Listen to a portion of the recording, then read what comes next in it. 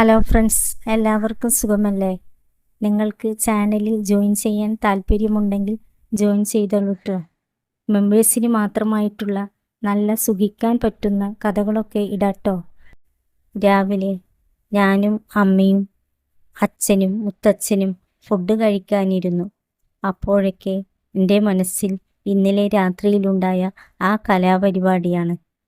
അച്ഛൻ ആ കാര്യത്തിലൊക്കെ പുലിയാണെന്നും അമ്മയുടെ എല്ലാം അത്രയുമുണ്ടെന്നും മനസ്സിലാക്കിയത് അന്ന് തന്നെയായിരുന്നു. ഞാൻ അച്ഛനെ ശ്രദ്ധിച്ചു. അങ്ങേര് എന്നെ ഇടയ്ക്കിടെ ശ്രദ്ധിക്കുന്നുണ്ട്. ചിലപ്പോൾ ഞാൻ ആ സീൻ പിടിച്ച് ഒരെണ്ണം വിട്ട കാര്യം അച്ഛൻ കണ്ടിട്ടുണ്ടാവാം. ഞാൻ ചിന്തിച്ചു. അച്ഛൻ: ഡാ, നീ ഇത്രയും വലുതായിട്ട് നിനക്ക് ഒറ്റയ്ക്ക് കിടക്കാൻ പേടിയാണോ? ഞാൻ: അത് പിന്നെ അച്ഛാ, അച്ഛനെ അറിയാലോ എല്ലാം, ഞാൻ ഒരു പരുങ്ങലോടെ പറഞ്ഞു. അച്ഛൻ: പക്ഷേ ഇങ്ങനെയായാൽ ശരിയാവില്ല കേട്ടോ. പിന്നെ നീ എന്നും ഒരു പേടിത്തൊണ്ടനായി മാറും. അതുകൊണ്ട് നീ ഇനി മുതൽ ഒറ്റയ്ക്ക് കിടന്നാൽ മതി. അച്ഛൻ അത് പറഞ്ഞതും മുത്തച്ഛൻ ചുമച്ചു. ഞാൻ: എന്താ മുത്തച്ഛ, തലയിൽ കയറിയോ എന്നും പറഞ്ഞ് കിട്ടിയ അവസരത്തിൽ ആ കഷണ്ടി തലയ്ക്കിട്ട് 2 കൊടുത്തു. എൻ്റെയും മുത്തച്ഛൻ്റെയും ലക്ഷ്യം ഒന്നാണ്. എങ്ങനെയെങ്കിലും അച്ഛനറിയാതെ പണിയെടുക്കണം. അതുകൊണ്ട് തന്നെ ആ കാര്യത്തിൽ മുത്തച്ഛൻ എൻ്റെ ശത്രുവാണ്. മുത്തച്ഛൻ: ഡാ ചെക്ക, തല പൊളിക്കാതെ ആ വെള്ളം ഇങ്ങെടുക്കൂ.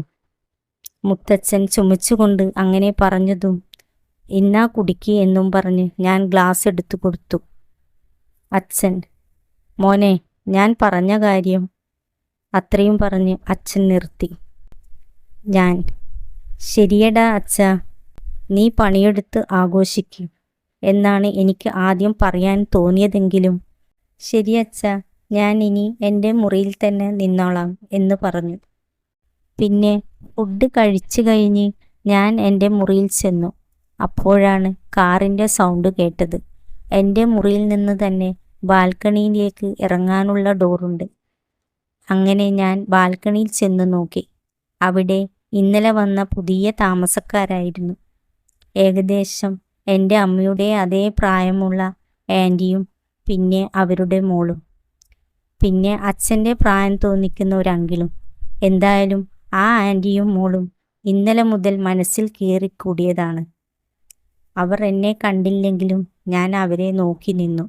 പിന്നെ അവർ കാറിൽ കയറിപ്പോയി. ഇവിടുത്തെ സ്ഥലമൊക്കെ കാണാൻ പോയതാകും. അല്ല, എന്നാലും ഇത്രയും അറിയപ്പെട്ട ഞങ്ങളുടെ വീട്ടിലേക്ക് അവർ എന്തുകൊണ്ടായിരിക്കും ഒന്ന് വന്ന് മുഖം കാണിക്കാതിരുന്നത്? ഞാൻ ഒരു തമാശയാലെ ചിന്തിച്ചു. അങ്ങനെ ഞാൻ ഓരോന്ന് ചിന്തിച്ച് നിൽക്കുമ്പോഴാണ് പെട്ടെന്ന് താഴെ അമ്മയെയും മുത്തച്ഛനെയും കണ്ടത്. മുത്തച്ഛൻ രഹസ്യമായി അമ്മയോട് എന്തോ പറയുകയാണ്. എന്തായിരിക്കും പറയുന്നത് എന്നറിയാൻ എൻ്റെ മനസ്സ് തുടിച്ചു. ഞാൻ വേഗം താഴേക്ക് ചെന്നു. അച്ഛൻ ബാത്റൂമിലാണെന്ന് മനസ്സിലായി. ഞാൻ നേരെ മുറ്റത്തേക്ക് ചെന്ന് അവിടെ മതിലിനോട് ചേർന്ന് നിന്ന് അവർ എന്താണ് സംസാരിക്കുന്നത് എന്ന് ശ്രദ്ധിച്ചു.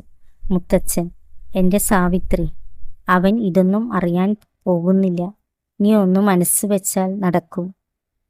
അമ്മ: അച്ഛനെന്താ ഇപ്പോൾ ഇത്ര തിരക്ക്? അങ്ങേര് ലീവ് കഴിഞ്ഞു പോകാൻ ഇനി 2 ആഴ്ച മാത്രമല്ലേ ഉള്ളൂ. മുത്തച്ഛൻ: അതുവരെ എനിക്ക് കാത്തു നിൽക്കാനാവില്ല. ഒന്ന് മനസ്സിലാക്ക് സാവിത്രി, ഒരു നല്ല കാര്യത്തിന് വേണ്ടിയല്ലേ.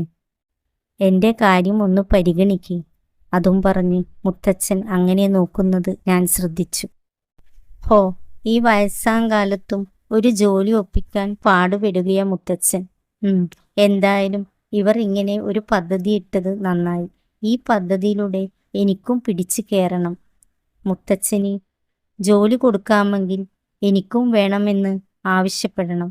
എന്തായാലും അമ്മയ്ക്ക് അപ്പോൾ എൻ്റെ അപേക്ഷ നിരസിക്കാനാവില്ല. ഞാൻ സന്തോഷത്തോടെ ചിന്തിച്ചു. അങ്ങനെ എൻ്റെ മനസ്സിൽ 3 ലക്ഷ്യങ്ങളായി. 1 മുത്തച്ഛനെ ഒതുക്കുക, 2 അമ്മ, 3 അടുത്ത വീട്ടിലെ മോളും അമ്മയും. എന്തായാലും അമ്മയും മുത്തച്ഛനും ജോലിക്കാര്യം സംസാരിച്ചെങ്കിലും ഏത് സമയമെന്ന് വ്യക്തമായിരുന്നില്ല. മിക്കവാറും രാത്രിയിലായിരിക്കും, ഞാൻ ചിന്തിച്ചു. അങ്ങനെ പിന്നീടുള്ള ഓരോ നീക്കങ്ങളും അവരെ ശ്രദ്ധിച്ചുകൊണ്ടായിരുന്നു. അച്ഛൻ ഉള്ളതുകൊണ്ട് തന്നെ അമ്മ വീട്ടിൽ പുതിയ സാരി, മാക്സി ഇതൊക്കെയാണ് ഇടുന്നത്. സാരിയൊക്കെ ധരിക്കുമ്പോൾ സിനിമാ നടിമാരൊക്കെ ധരിക്കുന്നത് പോലെയാണ്, എല്ലാം നന്നായി പ്രകടമാക്കും. അങ്ങനെ രാത്രിയായി. എല്ലാവരും ഫുഡ് കഴിച്ചു കഴിഞ്ഞ് മുറിയിലേക്ക് പോയി. ഞാൻ എൻ്റെ മുറിയിൽ ചെന്നെങ്കിലും താഴെ എന്തെങ്കിലും ശബ്ദം കേൾക്കുന്നുണ്ടോ എന്ന് ശ്രദ്ധിച്ചുകൊണ്ട് കിടന്നു.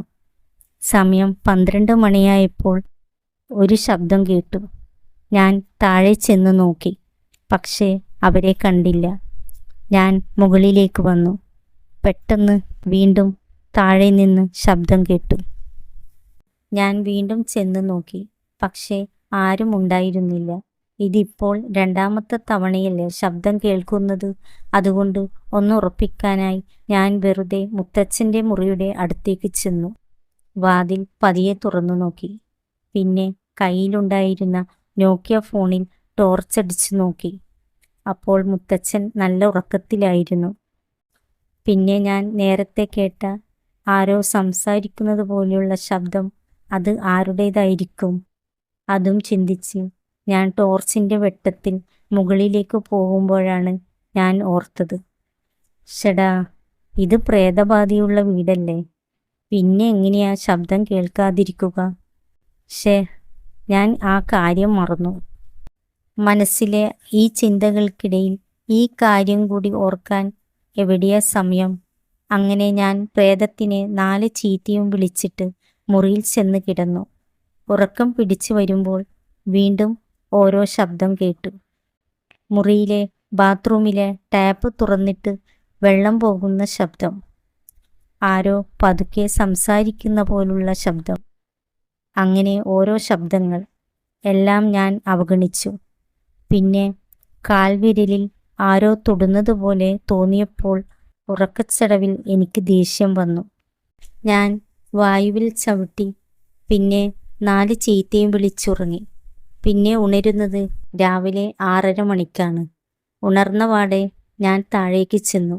നോക്കുമ്പോൾ മുത്തച്ഛൻ സിറ്റൗട്ടിൽ നിന്ന് വ്യായാമം ചെയ്യുകയാണ്. ഈ വയസ്സാം കാലത്തും ഇങ്ങേരുടെ ആരോഗ്യം ഒരു അത്ഭുതം തന്നെ, ഞാൻ ചിന്തിച്ചു. മുത്തച്ഛൻ, ഡാ മോനെ, വന്ന് 2 പുഷപ്പ് എടുക്കടാ. ഞാനില്ല. മുത്തച്ഛൻ തന്നെ ചെയ്തോ. മുത്തച്ഛന് അത് ഉടനെ ആവശ്യം വരുമല്ലോ, ഞാൻ ഒരു കളിയാക്കലോടെ പറഞ്ഞു. മുത്തച്ഛൻ, എന്താ മോനെ, നീ എന്തോ അർത്ഥം വെച്ച് സംസാരിക്കുന്നത് പോലുണ്ടല്ലോ. ഒരു അർത്ഥവുമില്ല മുത്തച്ഛ. മുത്തച്ഛൻ ശ്രദ്ധിച്ച് വ്യായാമം ചെയ്, നടു വിളുക്കണ്ട. അത് കേട്ട് മുത്തച്ഛൻ ചിരിച്ചു. മുത്തച്ഛൻ, ഇതൊക്കെ അങ്ങനെ ഉളുക്കുന്ന ആരോഗ്യമല്ല ചെറുക്ക. അത് പിന്നെ എനിക്കറിയാലോ, അമ്മയുടെ പിറകെ ജോലിക്ക് വേണ്ടി നടക്കുന്നത്. ഞാൻ പിറുപിറുത്തു. മുത്തച്ഛൻ, എന്താ മോനെ, നീ വല്ലതും പറഞ്ഞായിരുന്നോ? ഇല്ല, ഒന്നും പറഞ്ഞില്ല. Hello, good morning. പെട്ടെന്നായിരുന്നു ആ ശബ്ദം. ഞങ്ങൾ റോഡിൻ്റെ ഭാഗത്തേക്ക് നോക്കി. അപ്പോൾ ഗേറ്റിന് പുറത്തു നിന്ന് ഒരാൾ ചിരിച്ചുകൊണ്ട് കൈപൊക്കി കാണിക്കുന്നു. അത് അടുത്ത വീട്ടിൽ പുതിയതായി താമസിക്കാൻ വന്ന അങ്കിളായിരുന്നു. Good morning. ഗുഡ് മോർണിംഗ്, ഞാനും മുത്തച്ഛനും തിരിച്ചു പറഞ്ഞു. അയാൾ ജോഗിങ്ങിന് പോവുകയായിരുന്നു. ഒരു ടീഷർട്ടും ട്രാക്ക് പാൻറ്റുമായിരുന്നു വേഷം.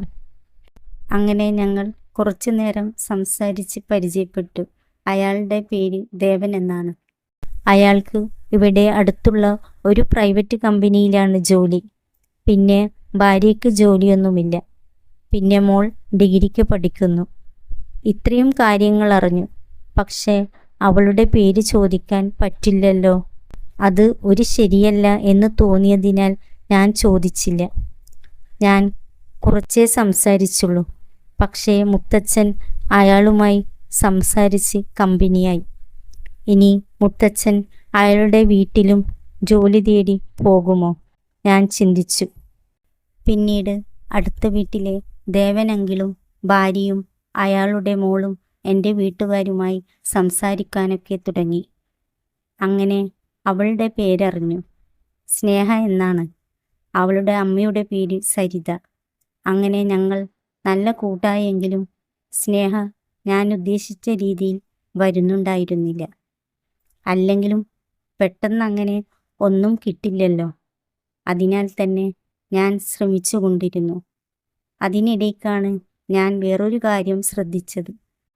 അമ്മയും ദേവനെങ്കിലും ഭയങ്കര സംസാരവും ചിരിയുമൊക്കെയാണ്. ഇനി ഇവർ തമ്മിൽ സെറ്റാകുമോ? ഞാൻ ചിന്തിച്ചു. അങ്ങനെയിരിക്കെ അച്ഛൻ്റെ ലീവ് തീർന്നപ്പോൾ അച്ഛൻ തിരികെ ഗൾഫിലേക്ക് പോയി. അപ്പോൾ കൂടുതൽ സന്തോഷിച്ചത് മുത്തച്ഛനും അമ്മയും തന്നെയായിരുന്നു. അമ്മയുടെ അടുത്ത പരിപാടി ദേവനങ്കിളിനെ വളർത്തണം എന്നതാണെന്ന് ഞാൻ മനസ്സിലാക്കി. അതുമാത്രമല്ല, മുത്തച്ഛനാണെങ്കിൽ സരിത ആൻറ്റിയോട് നല്ലോണം പഞ്ചാരി അടിക്കുന്നുണ്ട്. പിന്നെ എൻ്റെ കാര്യം പറയുകയാണെങ്കിൽ സ്നേഹയെ തന്നെയാണ് നോട്ടമെങ്കിലും എനിക്ക് ഏത് കിട്ടിയാലും മതി എന്നാണ്.